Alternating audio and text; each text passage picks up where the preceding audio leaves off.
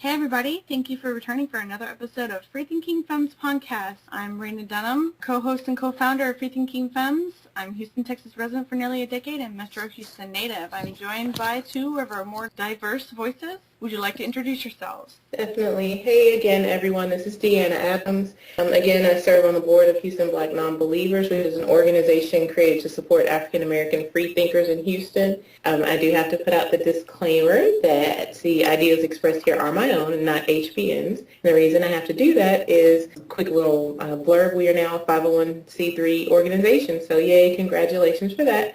And I also write the blog Musings on a Limb, which is a WordPress blog where I talk about the intersectionality of racism and skepticism. Hi, I'm Amanda Rosa.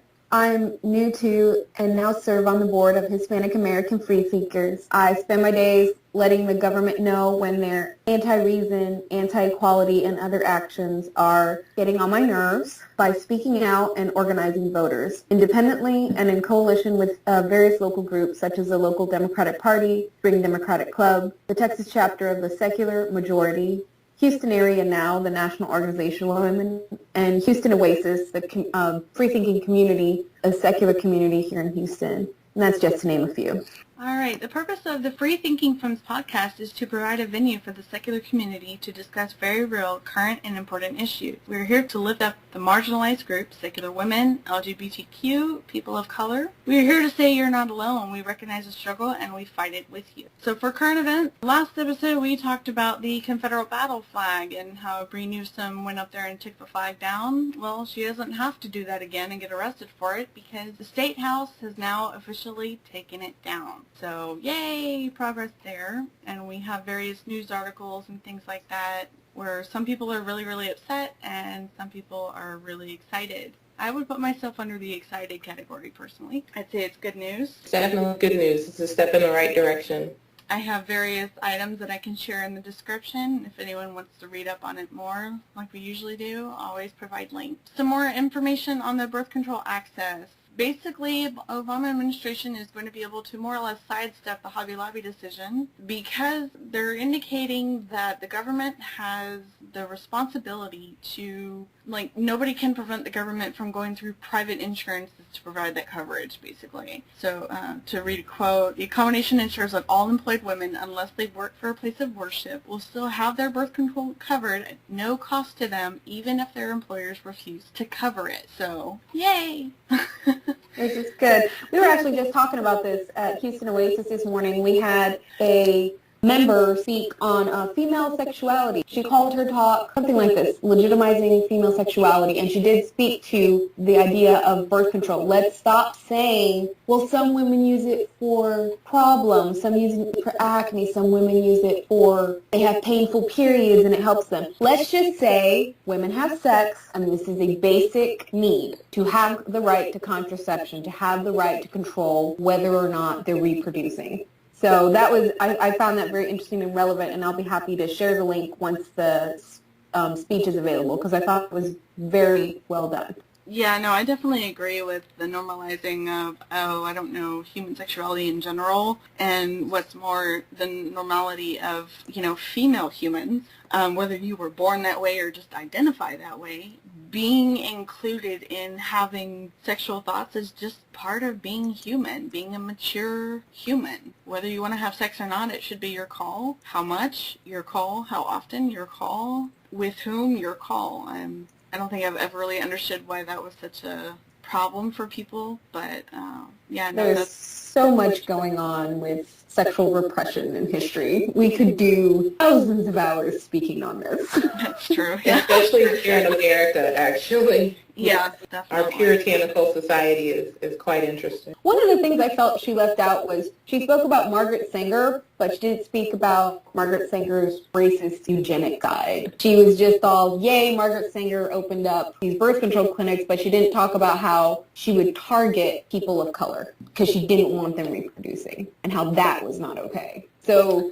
it was a good talk, but I felt like that was left out. But I guess, she was from Switzerland. She grew up in Italy. Maybe she doesn't have that perspective to share. Maybe she didn't think it was important to talk about. It's just, that was one of the things that irked me. And she took so long, there wasn't a chance to ask questions. And I really wanted to bring that up. Oh, okay, yeah. We'll have to maybe discuss more of that later then, because that sounds like that could be a topic unto itself. Today, we wanted to discuss how Texas struggles with politicized state education curriculum, and that ties into the textbook adoption. So we're going to be discussing that. To start us off, though, I believe, Deanna, you said you wanted to discuss more of the truancy. Definitely, and we'll get to the truancy laws, kind of how they were before in Texas and how they are now as of this year starting, actually. But before we do that, I definitely want to mention that this week has been, a really tough week for the community at large, especially here in Texas and in Alabama, where we have had 2 African-American women who allegedly committed suicide while in custody, in police custody. The first case was Sandra Bland, which was down the street from us here in the Houston area in Waller County, Hempstead, Texas. The area has the largest, or the second largest, I believe, African-American university, which is Prairie View A&M University, located there. And Ms. Bland was actually a graduate of the school of PV, as we call it, and she was coming back to interview for a position there, and she was going off for the weekend after her interview. Reports show that she was probably going to get the job and get started on the 15th, so she had everything to live for, everything going for her. For those who believe in respectability politics, of which I am not one, they would say she was doing everything right. And she was pulled over by the Waller County, I guess, Sheriff's Department or what have you, the law body there. And basically, there's conflicting stories about exactly what happened or what was said between her and the officer. The officer ended up pulling her out of her window and arresting her for assault on an officer. This was Friday night.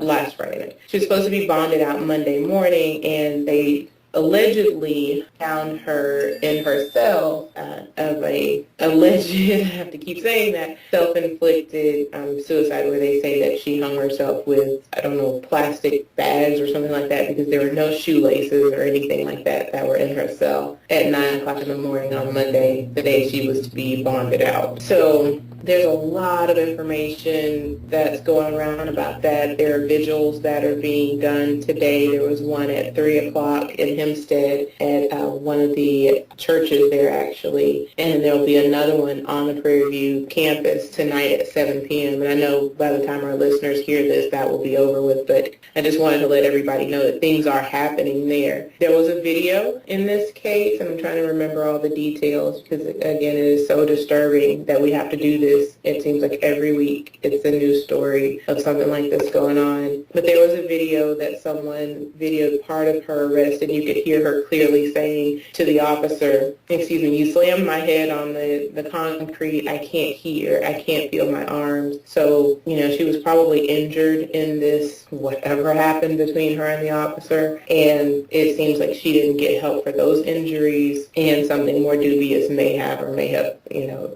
happened. So the Texas Rangers have been called in to investigate. The FBI just signed on to help investigate as well. And at the same time, or around the same time, there was a young lady, Ms. Bland was 28 years old. There was actually an 18-year-old in Alabama, Kendra Chapman, who was arrested for stealing someone's cell phone. So she was arrested for, aggravated robbery or something like that, but for taking someone's cell phone. And she was processed Tuesday at 6:22 p.m., last seen alive at 6:30 p.m., and at 7:50 p.m., jailers returned to find her unresponsive.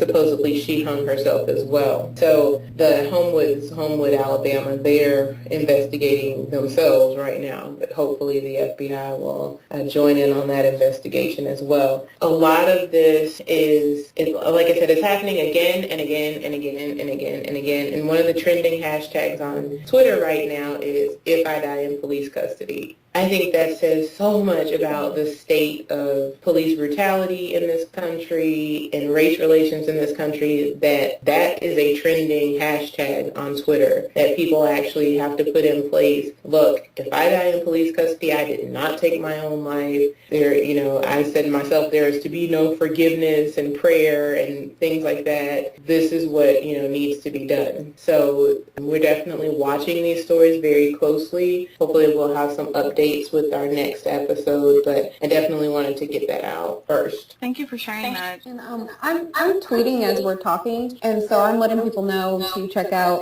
these hashtags, and including hashtag Freethinking Femmes. Awesome, thank you. So going back to education, thank you guys for the aside. Well, not really aside, it's really important, but we've got to see what the information comes out as because it's so new. But on Texas education, I recently did a talk about the school-to-prison pipeline and how that affects students nationwide, more specifically in Texas. And one of the biggest things, or the biggest issues in Texas over the last few years has been the use of truancy laws and criminal courts to process students that were caught in truancy. And so basically what happens is before this year, before the 84th legislative session, students were being handcuffed in school. Now this is the irony of it. They would wait until they went to school and then they would arrest them for truancy and take them out of school. And they would be handcuffed, especially in places like Dallas County, Fort Bend County. They would be handcuffed, led out into these vans, and taken to criminal court for truancy. And you could be charged with truancy with just 3 unexcused absences in a semester. So children were being arrested, parents were being fined as young as 10, 11 years old and older were having to go through these issues. And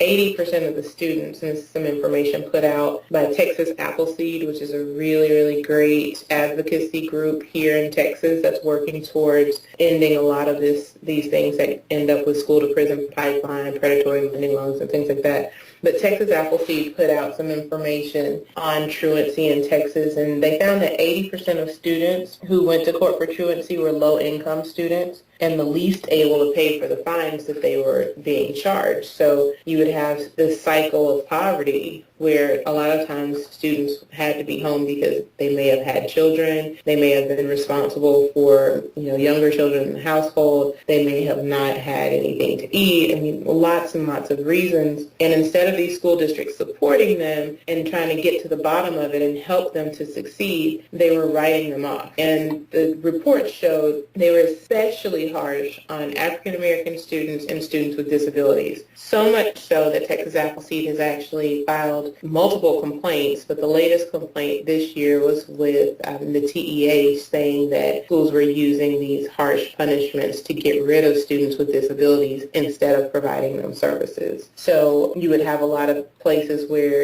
African American students would be 25% of the population, but 40% or 45% of the students arrested. So there is definitely some racial disparities there. And then in Texas, again, this is all prior to this year, approximately 115,000 failure to attend school cases or truancy cases were filed against Texas students in 2013. That was more than double the number of truancy cases filed in all other states combined, which was about 50,000. So prior to this year, Texas was basically criminalizing childhood behavior, criminalizing truancy. Texas and Wyoming were the only 2 states that had these truancy courts in criminal court and not in civil court or not in, just support. So that's the background. What has happened this year is House Bill 2398 passed in this 84th legislative session, and it was actually signed by Governor Abbott. Keep in mind that this same bill was presented by Senator John Whitmire in 2013.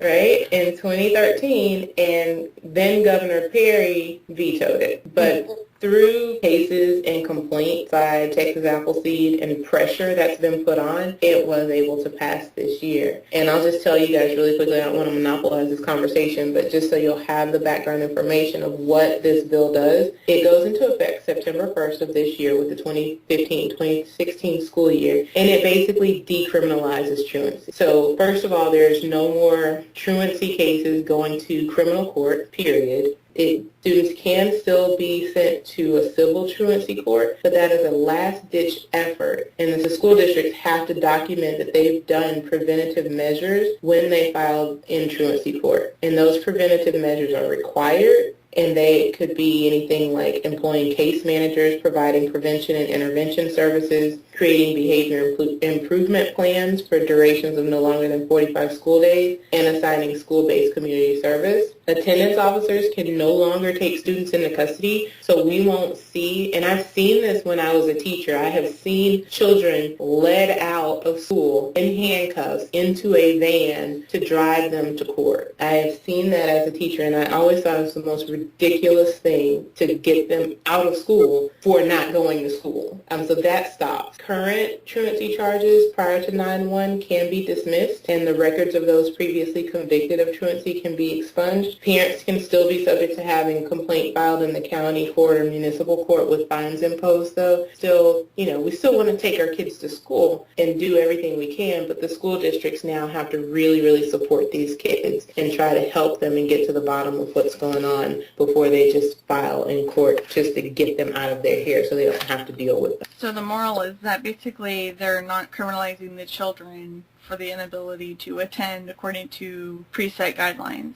Right. Basically follow the money. They're making money by having the children in custody, by the corporate-owned prison system. They're making money by not having to provide services to the kids that they're discriminating against, who usually require more funding. Low-income children, children who may be bilingual and require, English as a second language or more help in school. Kids who are disabled. I remember you mentioning that. I was fortunate to attend your talk yesterday at the Humanist of Houston, and I thought it was so well done, and I thank you for presenting that, Deanna. But basically, follow the money is my train of thought, and just remembering the systems of oppression that are in place. It's very targeted. It's very pervasive.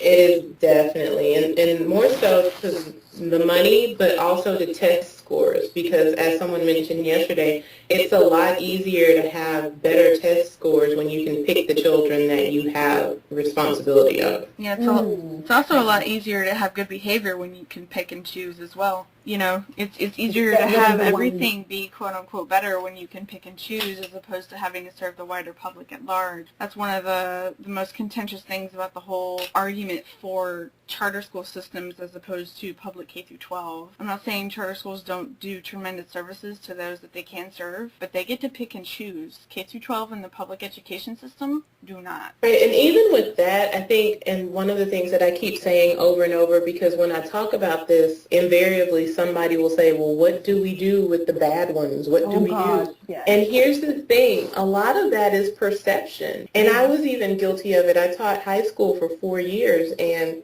my first 2 years I taught English as a second language. I loved my kids. I had no problems out of my kids. I had smaller class sizes. I had gang members in my classes, but they didn't bring that into the room or anything like that. And, if you look at the data, there really isn't a huge difference in school violence. There really isn't. So true, they can pick and choose which students are, that they perceive will do better, but there really isn't a huge difference in what students are actually doing, if that makes sense. For example, there's a 2007 FBI study that showed that disproportionately, there's so many studies that show that African American students are disproportionately ticketed and arrested in school. But this study showed that most of the crime that was happening in school nationally was 13 to 15-year-old white males. So again, there's this perception that, if we get rid of the bad ones, then we'll have this easier time. But there really aren't a whole lot of bad ones across the board.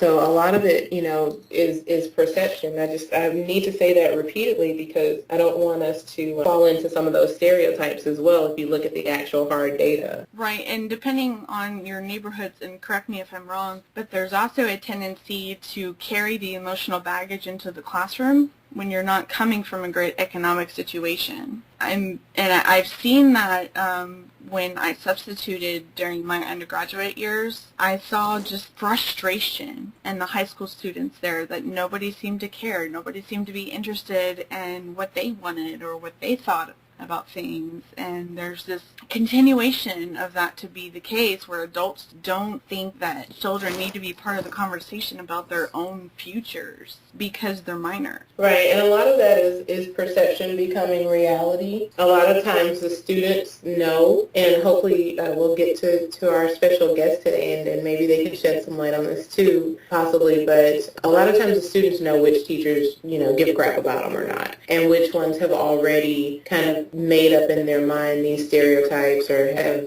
kind of labeled them beforehand, and they will play into that. I mean, I've definitely seen that happen, and I'm not saying that there aren't students that have problems and have issues. I'm definitely not saying that at all. I just think that a lot of times we do have this perception that things are worse, and they're really not. Actually, the murder rate, just not even students, but the murder rate nationally is the lowest it's been in like 50 years. Yeah. So, we definitely have to keep all of those things in mind as well. Wow.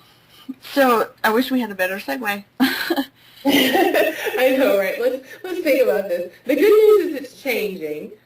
So we can keep children in school. They're not going to be ticketed. And then there's been some other changes in Texas law as well. So we're not going to have anyone under 17 ticketed and arrested. So while those students are in school, that's a good thing. But now we have to think about what are they learning while they're in school. And so there you go. All right, so definitely, and who's leading the charge on making that decision on what they should be learning is incredibly important, and that's why the State Board of Education, who makes those decisions, we really need to know who's on that board, who's the head of that board. And I'm emphasizing that because the chairperson is really, they're the leader of a 15-member board whose duties set the curriculum standards, they approve the textbook, and basically they're in charge of overseeing the system. So every 10 years when curriculum needs to change, that's their job. And recently we had a change in who the chairperson was. The incoming person, I'm probably going to destroy her last name, Donna Bohorich. She was selected by Abbott to be the new chairperson of the State Board of Education for the state of Texas. Some important notes about Donna are that she represents part of Harris County, so she's right here from our own backyard. She's been on the board since January 2013. She has served on various committees, such as the School Initiative, where they oversee issues related to charter schools. The Educator Certification Role, that's the requirements for how a person becomes state certified teacher for the entire state of Texas. Also very important. Basically being a part of the decision team, determining what makes a highly qualified educator. Even though she's not an educator herself and she's a homeschool mom, or is she an educator? Does she have a history of that? No. Not at all. I don't believe so. I think she's educated, but not as a teacher, if I'm not mistaken. And so she basically has no experience in the school system. Which is the same case for the entire board, more or less, to be honest. Oh my goodness. So basically we have conservative, right-wing, homeschooling people running public schools. Now here's where I get to talk. Unless anyone else has anything to say, go ahead and say it because I'm about to go off. You just go right ahead. So I don't really talk about this a lot because people find out and they're like, you never went to school? And I have to say, no, I never went to school. I went grades pre-K through 12th grade. I was homeschooled with a Catholic curriculum from a Catholic school in California that would be sent in the mail. They would send us our books. They would send us our report cards. They would send us all our paperwork. And it was very sketchy and it was very odd growing up. We would go to church every day. We would always talk about how evil school was. We didn't go to school because look at the news. You could get shot there. Look at the news. If you went to school, they would teach you about sex. Look at the news. If you go to school, you're going to get STDs, and just all these awful things they would say about the public school system. And then they would say it's a waste of money. Moms should be at home. Now keep in mind, these are Catholic, Christian, right-wing, conservative homeschoolers that I grew up with. So I have a very close experience with the realm of right-wing conservatism and specifically the homeschooling circle. I lived in it. I lived with these people every day. And the things that I saw, holy cow. Going to church every day, I saw some of the worst people you could imagine. You're talking conniving and cruel and unkind. Just, it was out of this world that we were sitting there preaching all this goodness and love and forgiveness and compassion, and then it was anything but, because we were talking about, those darn poor people need to get off their butts and quit living off the system. We shouldn't have to pay for people's education. The moms just need to stay home. So that's just a little bit. I could speak more to it, but just this is my personal perspective in what I grew up in. They're very anti-accurate science and education, whether it be sex education. They are completely against birth control, because birth control is, the devil, of course, and it kills tiny babies and it kills potential life because, preventing eggs and sperm from getting together is so bad. So bad you're going to hell if you use it, okay? Like, literally, this is the stuff they would teach you. They would teach you not even to use a condom because you're preventing God from doing his creative work. They would literally say this stuff. They would talk about, the purity shaming culture, especially women, cover your bodies, just all this inaccurate information and just unreal, just realm of existing that is so separated from what could be helpful, as in protecting yourself, preparing yourself. And also, don't even get started on evolution. That's just a lie. So just to think that these are the kind of people that maybe share some of these sentiments, even if it's just a fraction of the sentiments, because I grew up in some pretty extreme right-wing. Like, we were so right-wing, we couldn't just see Alaska from our room. We could see, like, the whole ocean, okay? It was that far off the cliff. But, I came out of it. I'm no longer in that, and I now see it for what it was. But just to think that right now we have a right-wing conservative homeschooling person. I would really like to sit down and talk with this person and find out their opinions and see what it is they're doing. And this is definitely something we could probably look at down the line, because I'm sure they're going to keep working throughout the school year. Ties into like 3 more points that I have about Donna in particular. Is that one really big red flag is that she has very close ties to Dan Patrick. Ugh. She was his campaign manager for his first run for the state senate in 2006, and then served various staffer roles for him after that. And she's already been on the board for 2 years, and she largely votes with the social conservative bloc, quote unquote. She supports vouchers. Oh no. She supports public tax money not going to public schools, when that's the money that we're talking about. Money that is supposed to go to public schools, not going to public schools. I myself have a huge personal contention with that, because if it's supposed to be public tax money going for public education, then it should be going to public education, period. There has to be some violation of the church and state in there somewhere, because most of these vouchers are going to religious base. Well, I think part of the problem there, and Deanna, you could probably add something to this perhaps as well, having experience from the classroom, is your parochial schools have some sort of accreditation or something along those lines with the state, so they are registered as schools or something to that effect, unless I'm completely off base here. Yeah, I'm not sure about that. I know that because I only taught in public schools, I know that's been the challenge in a lot of states, trying to go full voucher, to put it in a kind of weird way, because like Amanda said, if they're religious schools, then that's not separating church and state, and so that's not what the money is there for. A lot of states have tried to kind of rewrite their laws and things like that to get around it, but that's usually been the big, like, no, you can't do this, and this is why, and that's kind of where the fight has been. But they're not, they have accreditation through their own charter school, board, or through their own, like the Catholic schools have their own Catholic school, kind of, I can't think of the word right now, but basically the people that tell them what to teach and what, whether they're accredited or whether they're a part of their group. They have their own groups for that. Does that make sense at all? Yeah. Okay. And yeah, so I don't know how their affiliations with the state are, since they are providing K through 12 education in these cases. But I know that vouchers can also be used to go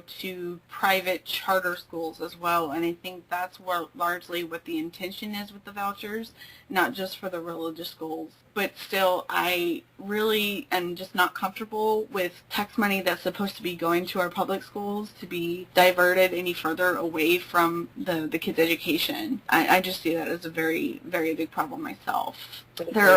There also have been concerns since her being appointed by the governor to be the chair and or to be on the board, is that she doesn't have any relatable experience because she doesn't have kids in public schools. So she doesn't actually know what's going on in public schools. And Amanda, you said that you were informed that, oh my God, they teach sex in public schools. No, they don't. I went to public school. They don't teach you nothing. They don't teach you diddly squat other than if you have sex, you will get AIDS and pregnant, and that's, here's a map of the genitalia, color it in, label it, that's it. That was my health education. And they barely do that in Texas. I mean, exactly. We do still have abstinence-only education here, so, the colorful drawing probably wouldn't even happen. Well, I'm not that old. It happened at my school. And oh my goodness. Yeah, but it was only once, and they didn't really discuss it. They're just like, here, use the book and label it, and that's it. That was the most detailed that I ever got. We also had these fake babies that had a key, and you had to take them as part of a health project home for a few days, and you had to turn the key, and then you would make up whether that was a diaper change or a feeding or any of those sorts of things. And you would keep a log, and that was supposed to teach, I have no idea what, to be honest, because now that I've had kids, I'm like, that didn't prepare me for having kids. That prepared me for how to take care of a doll. We're really just looking at the doll every couple minutes.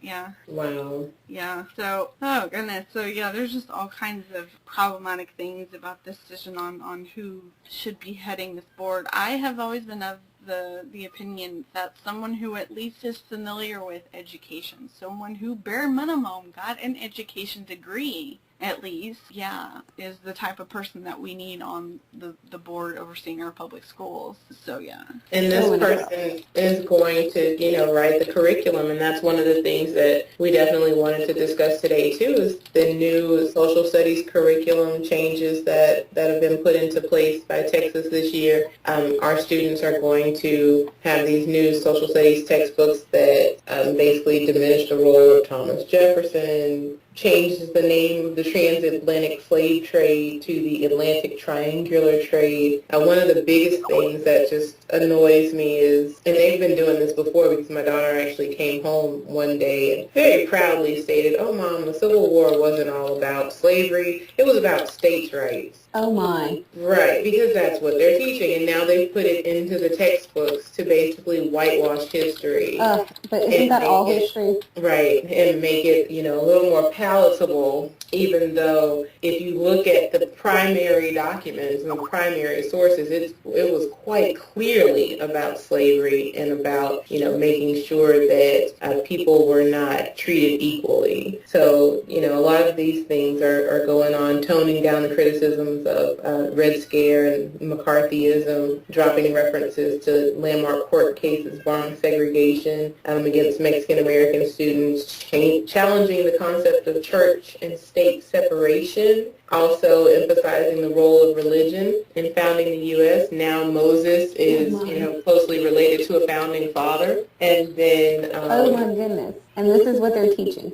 Right. Well, that's what's going to be in the new textbooks that have been floating around lately. I mean, that's basically what I grew up on. I didn't even take U.S. history until my last year of high school, and even then I only took History 1, and I took it at a community college. And before that, I had just completely whitewashed, religion-washed history. I would learn the history of the Catholic Church, the history of the Crusades, the history of France, the history of Greece and Rome, anything but history that would actually be helpful to me in everyday life.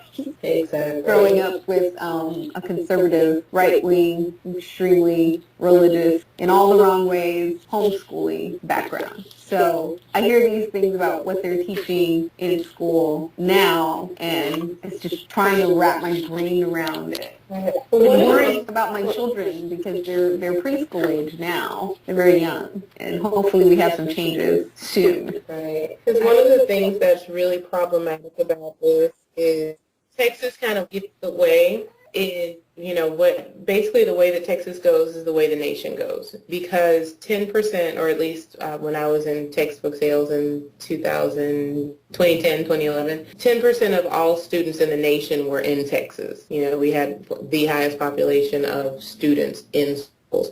So textbook publishers have to create these books and sell them across the country, but if Texas doesn't buy them, then it's going to be a problem for them. So, and they're not going to do, there are some changes depending on the subject for, different states or what have you, but that doesn't really